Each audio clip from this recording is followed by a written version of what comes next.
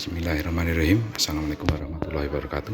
Saya mencoba untuk melanjutkan video-video sebelumnya, di mana video kali ini sebenarnya polanya hampir sama dengan yang sebelumnya secara ilmu pengetahuan, tapi lebih fokus pada kuadran yang di atas kanan atas itu ya. Jadi kuadran di mana dikatakan sebagai ilmu pengetahuan. Di sini saya mengambil judul proses penelitian empiris. Jadi seperti video sebelumnya yang sudah saya jelaskan dari slide sebelumnya ya, bahwa ilmu pengetahuan atau suatu dikatakan ilmiah itu kalau bisa menghubungkan rasionalitas dengan kenyataan atau realitas yang ada.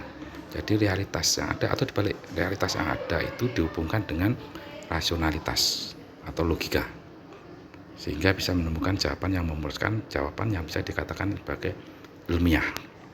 Dan persyaratannya adalah ketika metode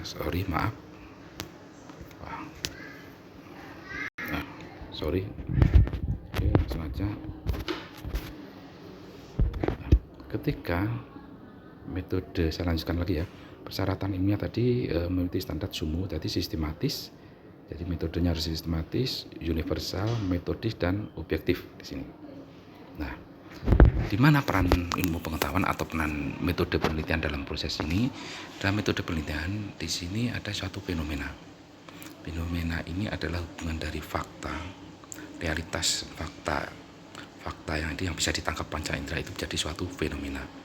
Nah, ketika fenomena itu ada sesuatu masalah, jadi salah satu syarat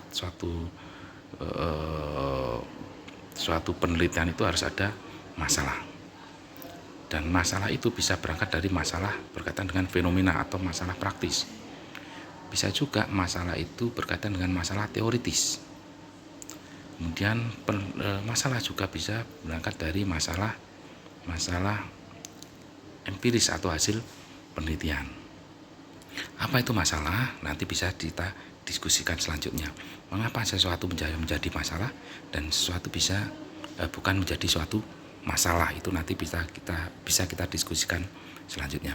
Kemudian dari masalah yang ada kita identifikasi itu kita rumuskan. Kita rumuskan. Jadi ada rumusan masalah, dan perumusan masalah biasanya untuk membatasi supaya masalah itu tidak berkembang liar, maka ada batasan masalah. Dan dari rumusan masalah yang sudah dibatasi dari batasan masalah tadi, kita mencoba menyelesaikan masalah itu dengan menghubungkan logikanya, logis atau tidak logis, hubungan logika dalam proses pemecahan masalah, kemudian dihubungkan dengan realitas atau fakta yang ada.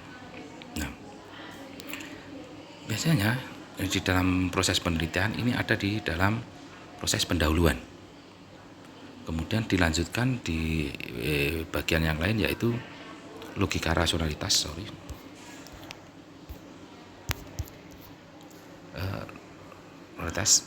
Dari masalah yang ada kita mencoba berdasarkan masalah yang ada kita batasi berdasarkan masalah yang ada kita coba menghubungkan atau menalar, melogika untuk penyelesaian masalahnya.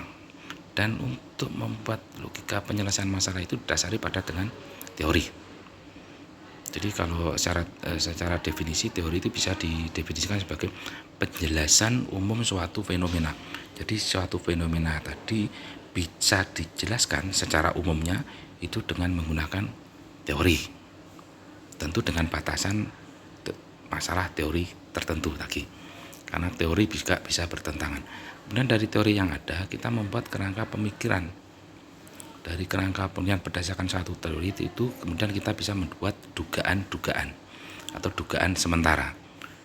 Nah, dugaan sementara inilah nanti yang akan kita uji apakah dugaan itu sesuai dengan fakta yang ada atau tidak. Kalau sesuai dengan fakta yang ada, maka dugaan tadi benar. Dugaan itu hipotesis kita didukung. Tapi ketika tidak sesuai dengan fakta yang ada, berarti mungkin teorinya salah, mungkin hipotesisnya salah, dan lain sebagainya. Mungkin ada hal yang berbeda, dan itu nanti akan ada di dalam analisis.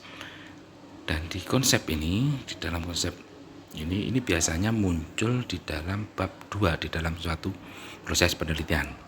Setelah ini bab pertama di sini. bab 3 selanjutnya yang dilakukan oleh seorang peneliti adalah membuat fakta-fakta tadi itu menjadi objek kajian atau objek atau subjek yang akan diteliti, melihat populasi yang ada. Dalam melihat populasi yang ada itu adalah dilihat apakah dia berdasarkan unit analisisnya itu individu atau perusahaan kalau kita ngomong bisnis. Ya, kalau di dalam ilmu bisnis itu lebih mengarah pada individu atau perusahaan. Individu itu misalnya kinerja karyawan itu individu, kepuasan konsumen itu individu. Tetapi kalau unit analisisnya itu adalah perusahaan, misalnya kinerja perusahaan, berarti kinerja perusahaan bisa diukur dengan laba perusahaan, itu berarti unit analisisnya adalah perusahaan. Atau misalnya studi kelayakan perusahaan A misalnya, atau studi kelayakan bisnis A, berarti unit analisisnya adalah perusahaan. Nah, berdasarkan unit analisis kita akan tahu populasinya atau objek atau subjek yang akan diteliti. Dari populasi yang ada kita ambil bagian dari objek itu, belum tentu semuanya subjek atau objek itu kita teliti, tetapi kita ambil sebagian. Nah, bagian dari populasi itu namanya sampel, dan itu ada metode pengambilan sampelnya nanti. Kemudian dari sampel yang ada kita bisa mengambil data. Nah, dalam proses mengambil data dari sampel yang ada tadi nanti juga ada metodenya, namanya adalah metode pengambilan data. Nah, ternyata data pun juga bisa macam-macam. Data pun juga bisa macam-macam. Nah, ini yang akan kita bahas selanjutnya di pertemuan selanjutnya. Dari data yang ada itu kita lihat apakah dia layak atau tidak data itu dipakai. Maka kita pakai uji validitas dan reliabilitas. Nah, di dalam konteks ini perkuliahan kita itu karena lebih saya tekankan pada penelitian kuantitatif, di mana penelitian yang kualitatif tadi lebih banyak akan dikuantitatifkan. Misalnya kepuasan konsumen, kita kan sulit untuk mengukur kepuasan konsumen karena kita sudut pandangnya atau paradigmanya adalah kuantitatif, maka kepuasan konsumen tadi akan dikuantitatifkan, akan diangkakan, dan proses pengangkaan itu membutuhkan definisi operasional variabel. Nanti juga akan ketemu penskalaan dan lain sebagainya. Dari data yang kualitatif dikuantitatifkan tadi, kemudian akan ketemu data yang berupa angka-angka, dan data yang berupa angka-angka itu akan kita analisis. Sehingga berdasarkan metode analisisnya apa? Metode analisis nanti akan lebih banyak saya tekankan pada metode analisis atau metode kuantitatif, di mana salah satu ciri metode kuantitatif adalah akan banyak menggunakan angka-angka. Dan metode kuantitatif ini nanti biasanya dengan menggunakan analisis yang namanya ya analisis statistiknya nanti. Ini nanti juga akan kita bahas di pertemuan selanjutnya. Kemudian dari analisis statistik tadi kita akan ketemu hasilnya, apakah hasil tadi hasilnya dibahas, kemudian akan ketemu simpulan dan saran. Dan yang jadi pertanyaan apakah sarannya, hasilnya nanti bisa bermanfaat untuk bisa menyelesaikan masalah atau tidak. Penelitian yang bagus adalah penelitian yang bisa menyelesaikan masalah.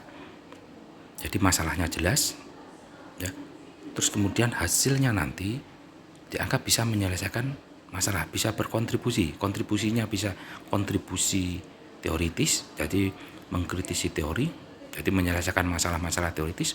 Kemudian bisa juga menyelesaikan masalah-masalah praktis atau prakteknya atau fenomenanya. Kemudian bisa juga menyelesaikan masalah-masalah empiris atau bukti empiris, jadi untuk penelitian-penelitian selanjutnya. Nah, proses ini nanti yang akan banyak kita pelajari dalam mata kuliah kita. Jadi yang pertama saya ulangi lagi, kita nanti akan banyak belajar mengikuti bagaimana merumuskan masalah dan merumuskan masalah yang baik itu seperti apa. Itu nanti kalau di dalam skripsi itu, kalau saya hubungkan dengan skripsi itu ada di bab 1. Kemudian itu bagaimana kita mencari teori, terus kemudian membuat kerangka pemikiran, membuat hipotesis, ini ada di bab 2. Terus kemudian ada di bab 3 itu berkaitan dengan metode penelitiannya. Dan ini terus terang lebih banyak saya kaitkan dengan metode penelitian kuantitatif yang lebih banyak pada aspek pembuktian.